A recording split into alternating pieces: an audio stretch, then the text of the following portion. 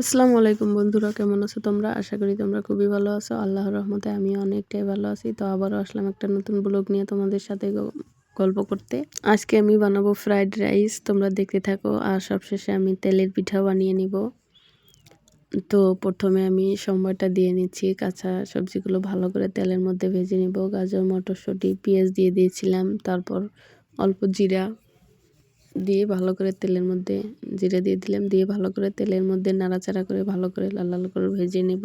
আজকে ঘরে গাজর আর মটরশুঁটি ছিল, তাই এই উপকরণ দুটো দিয়েই বানাচ্ছি, যেহেতু ঘরে আর কিছু নাই। তো তারপর আমি ফুটিয়ে রাখা ভাতগুলো দিয়ে দিচ্ছি, দিয়ে ভালো করে নাড়াচাড়া করে এগুলো মিশিয়ে নিব। ভালো করে এগুলো ভেজে নিব, যত ভাজবে ততই কিন্তু টেস্টি হবে।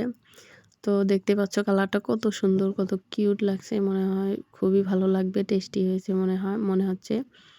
তো এটাকে আবার আমি নেড়েচেড়ে ভালো করে ভেজে নেব।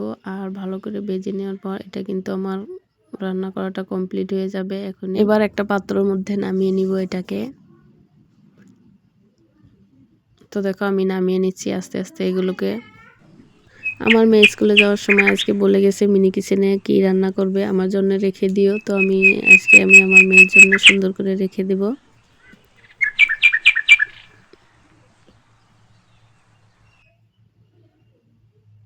তার জন্য আমি একটা টিফিন বাটি নিয়ে নিব। দেখো কত সুন্দর কালার হয়ে গেছে।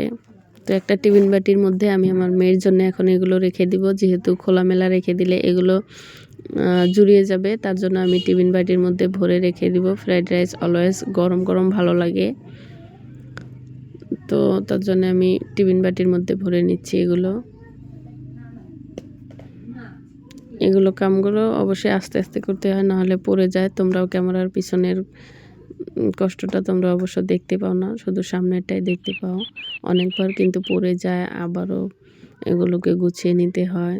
যেহেতু ছোট ছোট মিনি এটার যারা যারা ভিডিও করো তারাই একমাত্র বুঝবে মিনি এটার কষ্ট কতটা। তো আমার ফ্রাইড রাইস তো শেষ, অল্প করে বানিয়েছি। এবার আমি এখানে অল্প লাবড়া বানিয়েছিলাম, ওটা অল্প রেখে দিই।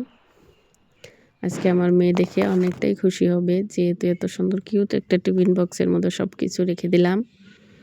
তারপর এখানে আমি আবারও বানাবো তেলের পিঠা। অনেক দিন থেকেই তেলের পিঠা বানাতে চাই, কিন্তু হয়ে ওঠে না। তো আজকে আমি সুন্দর করে তেলের পিঠা বানাবো। তার জন্য আমি আগে থেকেই চাউলের গুঁড়া করে রেখেছিলাম, চিনি দিয়ে গুলে ভালো করে রেখে দিয়েছিলাম। তো দেখো কত সুন্দর পিঠা হয়েছে।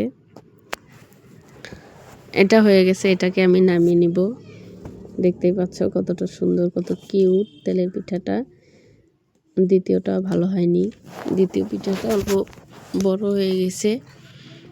বেশি বড় হলে ভালো হয় না, নাড়াচাড়া করতে অসুবিধা, দেখতেও ভালো লাগে না, যেহেতু ছোট কিউট কিচেন এটা।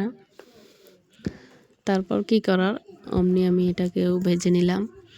তারপর দেখা যায় এটা কেমন হয়। এটা অবশ্য ভালো হয়েছে। তো দেখো প্রথমটা আর এইটা বেশি ভালো লাগলো।